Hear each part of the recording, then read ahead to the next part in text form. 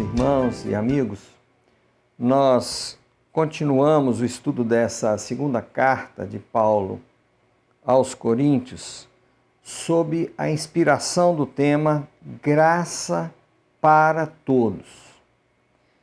Graça para todos é um fato teológico, é bíblico, é uma verdade espiritual. E se os homens soubessem disso e crescem, o mundo seria outro. Possivelmente nós apressaríamos a volta de Jesus. Porém, graça, ela demanda uma correspondência, demanda uma resposta do ser humano à seguinte pergunta: todos querem a graça? E nós conhecemos a resposta. Todos não querem a graça. Apenas alguns a querem. Apenas alguns respondem sim. Porém, a graça continua sobre todos, buscando a cada um. Porque a graça é derivada do amor de Deus. E o amor de Deus é paciente, é bondoso, tudo sofre, tudo espera, tudo suporta. E o amor nunca falha, nunca perece.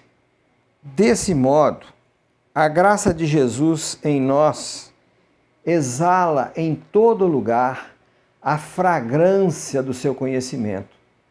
Porque para Deus somos o aroma de Cristo entre os que estão sendo salvos e os que estão perecendo. Alguns o percebem como cheiro agradável, fragrância da vida, e para outros não é um bom perfume. Consequentemente, não querem conhecê-lo, não querem experimentá-lo. Eu gosto de abordar qualquer leitura, principalmente bíblica, usando duas lanternas, duas luzes, a geografia e a história. Isso me ajuda muito particularmente na compreensão do texto. Quem escreveu, quando, onde, para quem, por quê, todas essas são perguntas necessárias para nos inserir como bons leitores ou ouvintes bem informados. Primeiramente, onde está Corinto? Na Grécia. Então, vou apresentar aqui um pequeno vídeo para aproximarmos-nos até chegar na cidade de Corinto. Não se preocupem em guardar nomes aí, porque eu vou voltar e repassar alguns quadros desse clipe e aí sim nós poderemos entender melhor. Um close, né, sobre a cidade de Corinto. Corinto tinha dois portos. Um a sudeste, no Golfo Sarônico, chamado Porto de Cencreia. Foi até onde Paulo raspou a sua cabeça uma certa vez. Nesse porto aportavam os navios que vinham de toda a região banhada pela parte oriental do Mediterrâneo, ou Grande Mar. Pessoas do sul da Europa, sul da Turquia, da antiga Anatólia, pessoas do Egito, da Síria, do Oriente Médio em geral, e, através do Mar Negro, pessoas da Ásia, da parte ocidental da Ásia, poderiam também chegar a esse lugar. Pessoas que traziam mercadorias, principalmente, ou então simplesmente viajantes, para passarem para o outro lado, em direção a Roma. Um segundo porto porto de Lecaion, que distava desse primeiro porto cerca de 16 quilômetros apenas, ficava então do lado esquerdo ou a noroeste, no Golfo de Corinto, e dava vazão a essas mercadorias em direção a Roma e a toda a Itália. Então, os barcos que chegavam pelo porto de Cencreia, eles descarregavam ali a mercadoria e ela era transportada para o outro lado, né, para esse porto de Lecaion, e os pequenos navios também eram puxados pela terra, por esse istmo, né, e eram recarregados do outro lado, de modo que a cidade de Corinto ela era muito movimentada por causa desse comércio. Considerando a história de Corinto, vou trazer alguma coisa bem abreviada, lembrando que a região sempre foi estratégica. A presença humana lá desde 6.000 anos antes de Cristo. Mas nós vamos nos deter apenas em 4 épocas. A primeira é na Grécia Antiga, mas apenas no período clássico, que foi entre o século VI e o século IV antes de Cristo, porque a Grécia já era habitada 2.000 anos antes de Cristo. Vamos nos deter apenas nesse pequeno período do século VI ao século IV, e onde se destacavam as cidades-estado. E também, nesse período, houve a Guerra do Peloponeso, que foi de 431 a 404 a.C., quando Corinto se juntou a Esparta e outros aliados e fizeram guerra contra Atenas, outra cidade-estado da Grécia. E Corinto e Esparta ganharam a guerra. Mas logo depois, lá pelo ano 338 a.C., Filipe II, o pai de Alexandre o Grande, rei da Macedônia, ele domina Corinto e a região. Depois, em terceiro lugar, vamos considerar a invasão dos romanos, que aconteceu no ano 196 a.C., e por 50 anos a cidade teve um pouco de paz. Mas no ano 146, após um levante, houve a destruição total da cidade e ela ficou por 100 anos desabitada, destruída, em ruínas. Então, só em 46 ocorre a reconstrução da cidade por Júlio César, 46 a.C., e por 2 anos eles a reconstruíram. Quando terminaram a reconstrução, os romanos mandaram para ali pessoas que antes tinham sido escravas e foram libertas, pessoas interessadas no comércio, de modo que nós agora estamos falando no ano 50 a 52 depois de Cristo, ou seja, cerca de 90 anos depois, quando ocorreu essa segunda viagem de Paulo, e aí ele visita a cidade de Corinto. Agora, uma pergunta: quem são os coríntios? Coríntios são gregos, judeus, romanos, etc, etc. Pessoas do mundo inteiro. Uma grande parte da população é de viajantes. A cidade é cosmopolita, tem pessoa do mundo inteiro. E como é que é a vida numa cidade como essa? Bem, do ponto de vista religioso, a cidade era politeísta, porque os romanos herdaram dos gregos o politeísmo, né? Trocaram os nomes dos deuses, né?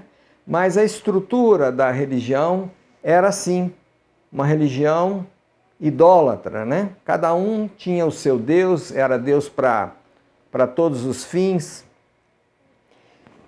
E então havia muita imoralidade também, era uma coisa normal.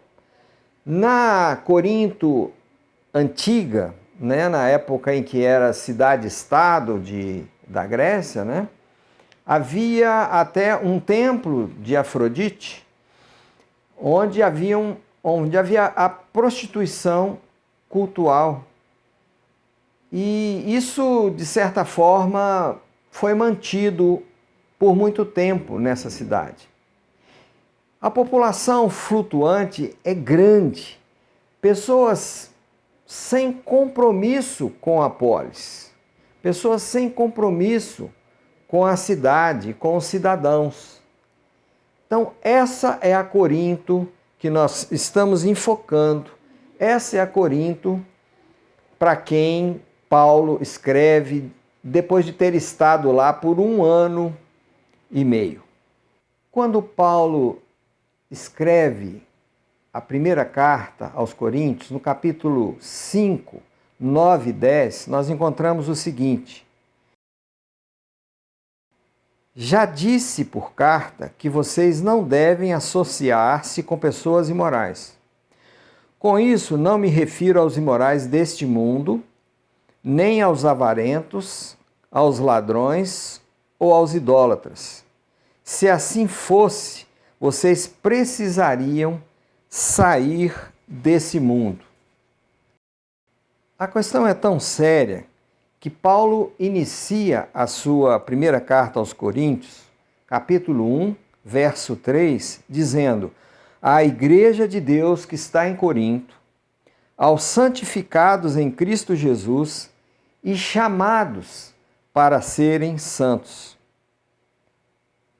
Só no verso 3 é que ele os saúda, dizendo: a vocês graça e paz da parte de Deus nosso Pai e do Senhor Jesus Cristo.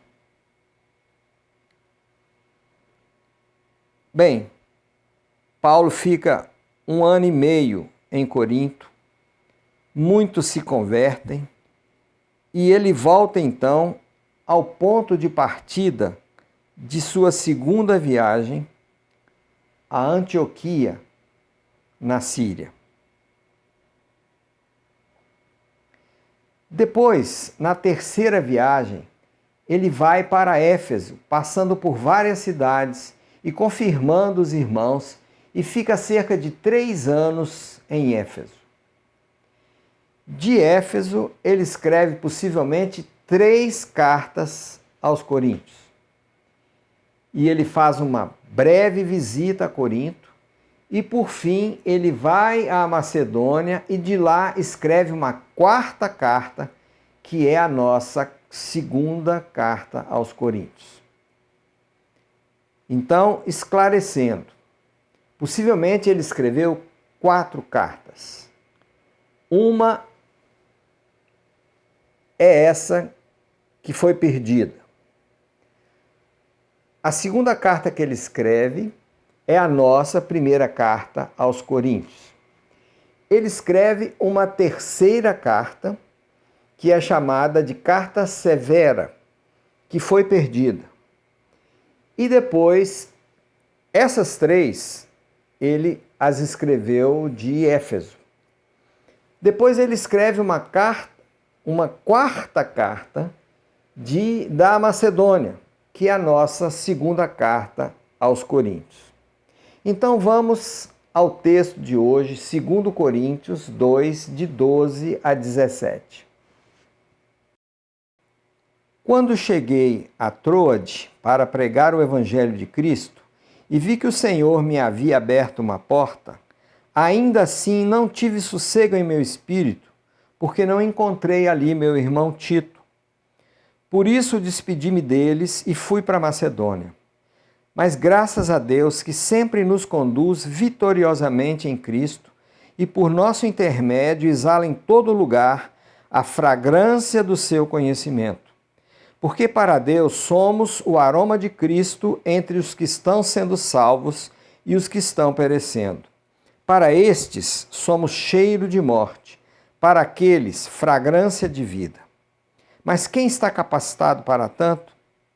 Ao contrário de muitos, não negociamos a palavra de Deus visando a algum lucro. Antes, em Cristo falamos diante de Deus com sinceridade, como homens enviados por Deus. Eu gostaria de lembrar-lhes que a igreja de Corinto era muito jovem. Paulo esteve lá entre o ano 50 e o ano 52, e foi aí que ele fundou a igreja. Agora ele está escrevendo essa nossa segunda carta no ano 56.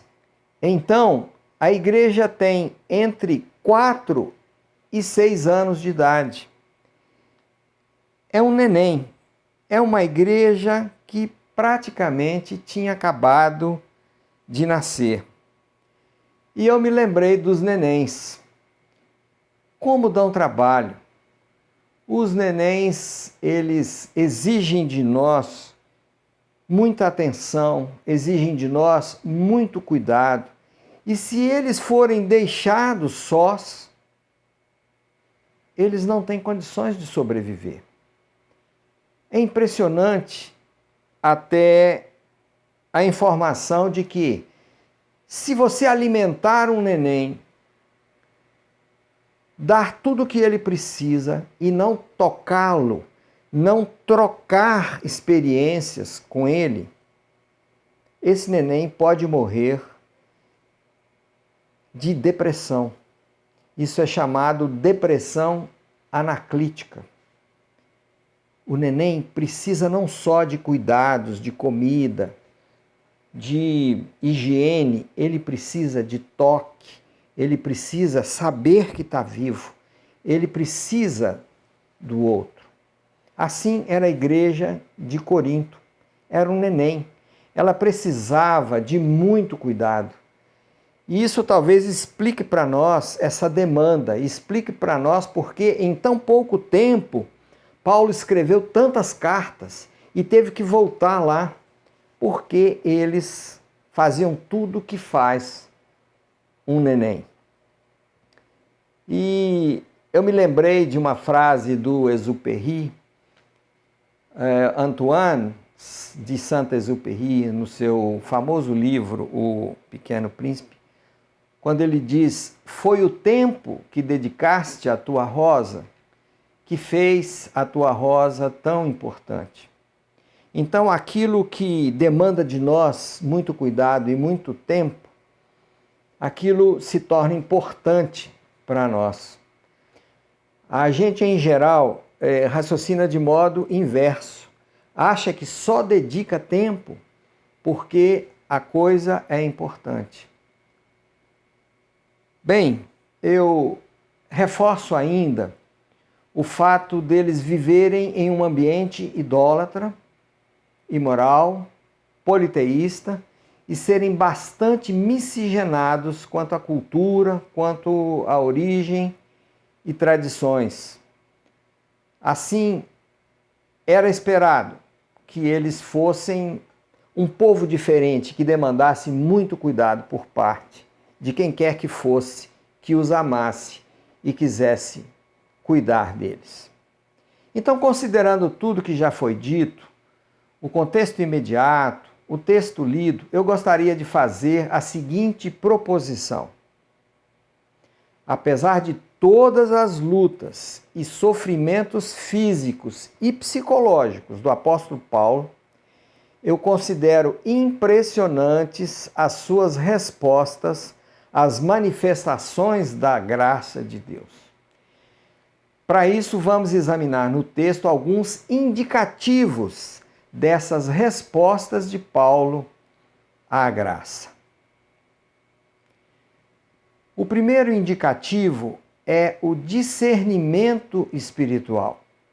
No verso 13, ele fala: quando cheguei a Troade, para pregar o Evangelho de Cristo e vi que o Senhor me havia aberto uma porta, ainda assim não tive sossego em meu espírito. Vejamos o que Paulo diz em 1 Coríntios, capítulo 2, verso 10.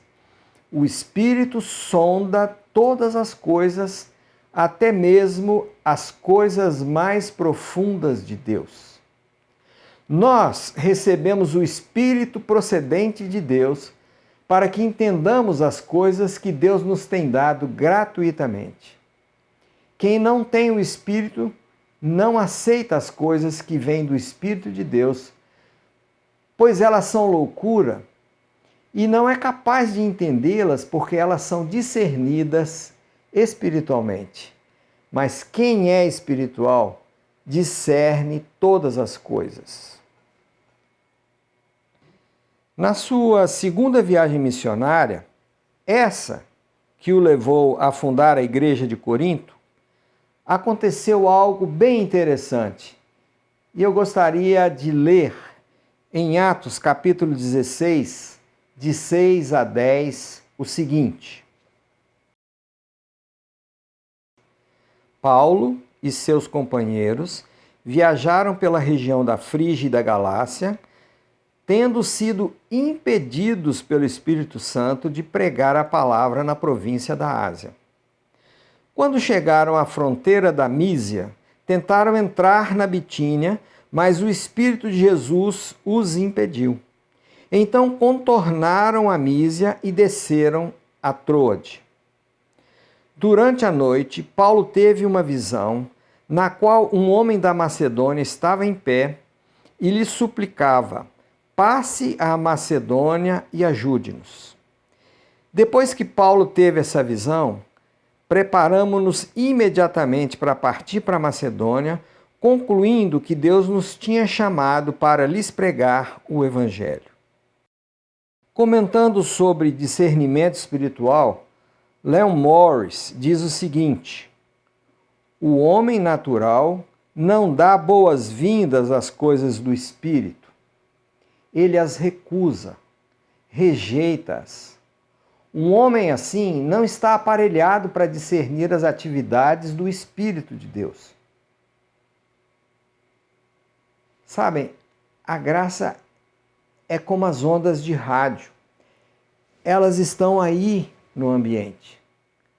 Mas você precisa de um aparelho adequado, sensível, e precisa sintonizar para captar essas ondas da graça de Deus e para discerni-las.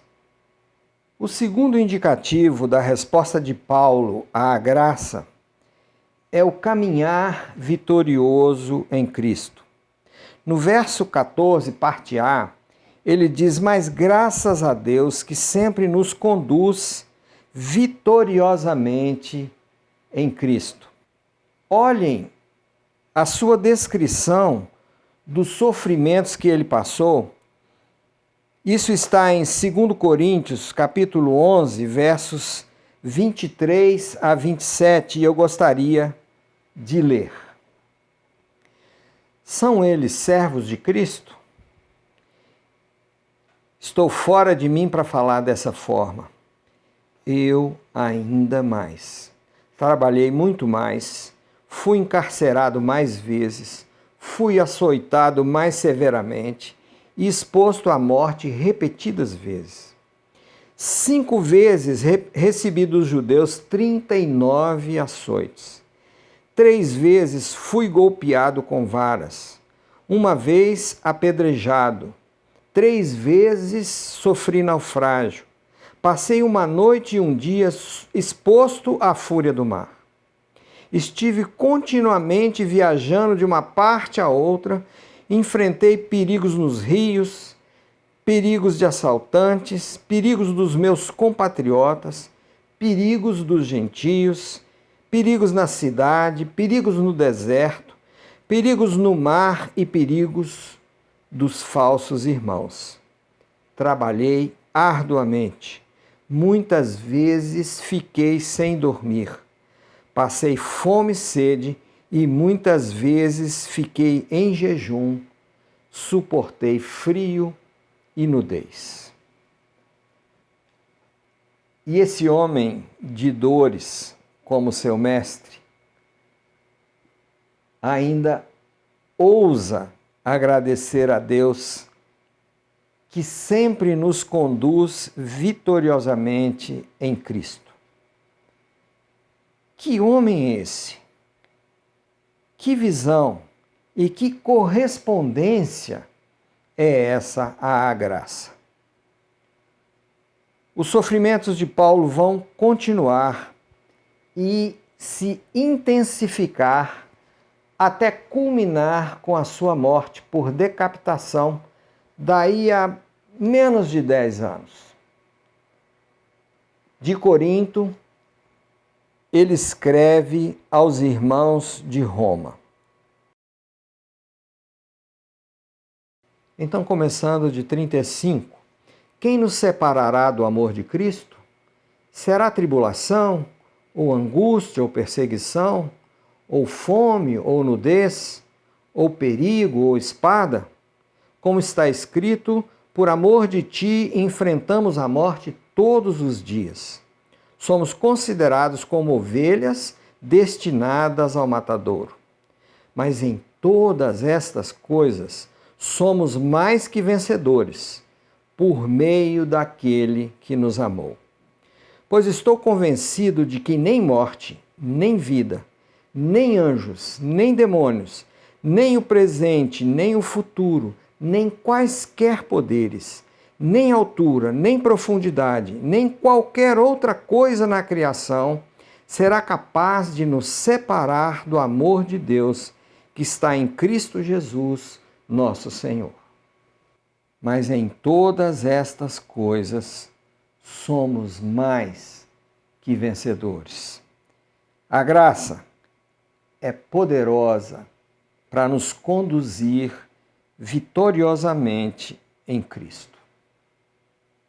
O terceiro indicativo da resposta de Paulo à graça é o exalar o bom perfume de Cristo. Paulo esclarece que o bom perfume de Cristo é a fragrância do seu conhecimento. A pregação do Evangelho é um meio pelo qual a graça de Deus oportuniza o seu conhecimento. Porém, a vivência do Evangelho pode ser tão ou mais eficaz quanto a pregação. Exalar o bom perfume de Cristo significa também ter uma vida piedosa e coerente. Não um discurso em evangeliquez. No entanto, o conhecimento de Deus é perfume para alguns, é boa fragrância, mas não o é para outros. Chega a ser mau odor, repelente. Quando os atenienses ouviram Paulo a respeito da ressurreição dos mortos, alguns deles zombaram e outros disseram: a esse respeito nós o ouviremos outra vez. No verso 33, com isso, Paulo retirou-se do meio deles e em Atenas não houve a formação de uma igreja. A diferença entre os que creem e os que não creem é como respondem à graça. Por último, o quarto indicativo dessa resposta de Paulo à graça é o falar com sinceridade diante de Deus e não negociar a palavra de Deus perante os homens. Uma coisa depende da outra. Quem negocia a palavra de Deus não é sincero diante de Deus e está respondendo não à graça. No capítulo anterior, em 2 Coríntios, capítulo 1, verso 12, ele escreve: este é o nosso orgulho. A nossa consciência dá testemunho de que nos temos conduzido no mundo, especialmente no nosso relacionamento com vocês, com santidade e sinceridade provenientes de Deus, não de acordo com a sabedoria do mundo, mas de acordo com a graça de Deus. Quando se fala em não negociamos a palavra de Deus, ou noutra tradução desse verso 17, porque nós não estamos como tantos outros mercadejando a palavra de Deus. Então Colin Kruse comenta que Paulo usa um verbo, kapeleuo, cujo sentido literal é trocar comercialmente, é fazer uma troca comercial. Porém, à vista dos artifícios desonestos de negociantes inescrupulosos, que adulteravam o vinho adicionando-lhe água, ou utilizavam pesos e medidas falsas, tal verbo veio a sofrer conotações negativas. E hoje em dia, há pessoas que exploram a fé dos outros, mercadejando um evangelho da prosperidade, por exemplo, evangelho das curas e milagres, o evangelho do céu na terra. Antes da ressurreição, Jesus tomou a cruz e disse que os seus seguidores deveriam fazer o mesmo. Nós precisamos pregar a cruz como graça de Deus. É favor de Deus podermos nos negar a nós mesmos. Isso é privilégio, gente. Lá atrás, no livro de Atos, no capítulo 5, verso 41, nós encontramos o seguinte: os apóstolos saíram do sinédrio alegres por terem sido considerados dignos de serem humilhados por causa do nome. Precisamos responder à graça com os mesmos indicativos, as mesmas marcas que notamos nesse precioso texto de Paulo. Discernimento espiritual, caminhar vitorioso em Cristo, o exalar o bom perfume de Cristo, o falar com sinceridade diante de Deus e não negociar a palavra de Deus perante os homens.